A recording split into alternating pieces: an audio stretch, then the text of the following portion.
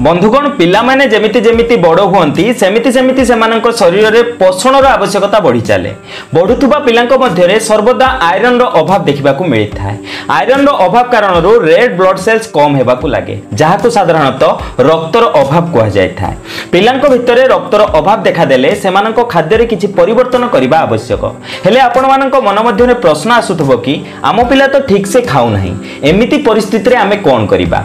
पिला माने खाद्य ठीक से खांती नाही एवं आजिर मोबाइल जुगरे पिला माने खाइबा सहित मोबाइल देखिबाकू लागंती, सेथिपई से जहाँ भी खांती ताहा देह को लागे नाही।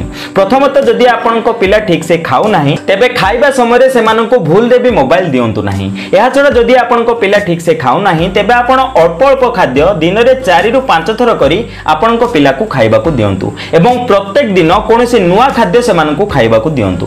पिलांको शरीर रे एही खाद्यर अभाव कारणरू सेमाननको शारीरिक एवं मानसिक विकास ठीक से होई पारे नाही एवं पिला दुर्बल हेबाकू लागंती।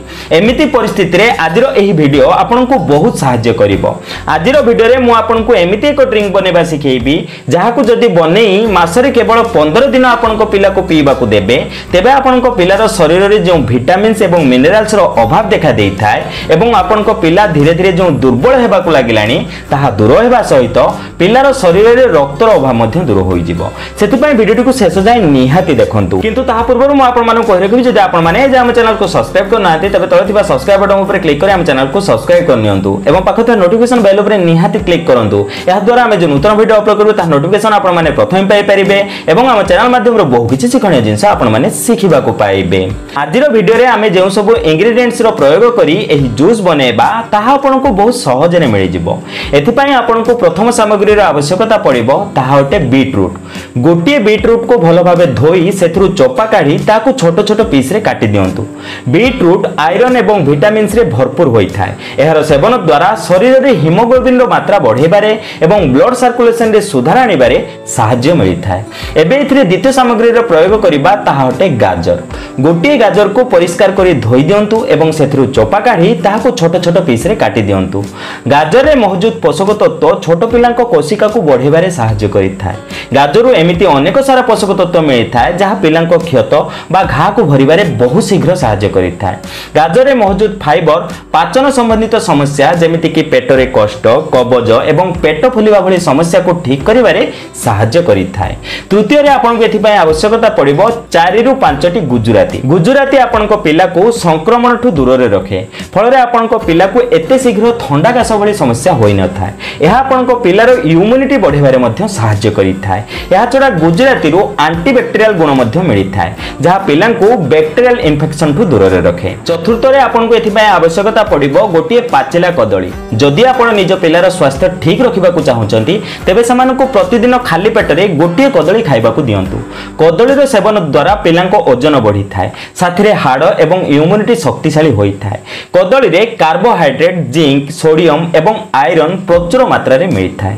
शेष रे आपनको एथि पय आवश्यक अल्प पुदीना पत्र एवं स्वाद अनुसार चीनी। जदि पुदीना पत्र न मिले तेबे आपण एथिरे 4 रु 5 टी तुलसी पत्र रो प्रयोग मध्य करि परिबे।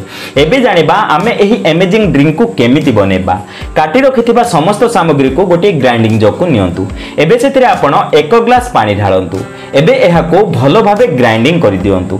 जेबे एहा भलो भाबे ग्राइंडिंग होई जिवो तेबे आपण एथिरे गोटे कदली को काटी पकेई दियंतु एवं स्वाद अनुसार अल्प चीनी मिसांतु। तापरे आपण एहा को पुणी भलो भाबे ग्राइंडिंग कर दियंतु एवं एहा को छाणी एहार रस बाहर करि नियंतु। एबे आपणकर ड्रिंक बनी प्रस्तुत। एही ड्रिंक रो 1 ग्लास प्रतिदिन आपणको पिलां को पीबा को दियंतु। खाद्य खाइबार आधा घंटा पूर्व बा खाद्य खाइबार आधा घंटा परे आपण एहा को निज पिला को पीबा को दियंतु। दिने छडा दिने मासरे केवल 15 दिन आपण एही जूस निज पिला को पियांतु। बंधुगण एही जूस रे सेवन द्वारा ना केवल आपणको पिलार शारीरिक एवं मानसिक विकास होइताय बरं आपणको एथरो अगणित फायदा देखिबा को मिलिथाय। खाद्यर अभाव कारणरू आपणको पिलार शरीर रे जे पोषणर अभाव देखा दैथिला ताहा पूर्ण हेबा सह पिलांको शरीर रक्तर अभाव मध्य दूर होइथाय एवं आपणको पिलार ओजन मध्य बढ़िथाय। छोट पिलांको ठो आरंभ करी वृद्ध व्यक्तिंको पर्यंत समस्त एही जूस रो सेवन करि परिबे। एथरो आपणको कोनोसी प्रकारर साइड इफेक्ट देखिबा को मिलि न थाय। ଏହାକୁ କେବଳ 15 दिन पीवाकू दियंतु एवं आपनको कोन रिजल्ट मिलला कमेंट करी निहाती जणांतु। तबे आशा करछि आज एही सुंदर वीडियोटी आपनको निहाती भल लागिथिबो। जदि आज एही वीडियोटी आपनको टिके भल लागिथे तेबे लाइक दियंतु एवं एमिति प्रकार वीडियो देखिया पई हम चैनल को सब्सक्राइब करंतु। ते बंधुगण आज पई एतिकी पुणी देखा हबो नतुन सुंदर अध्याय सह। धन्यवाद।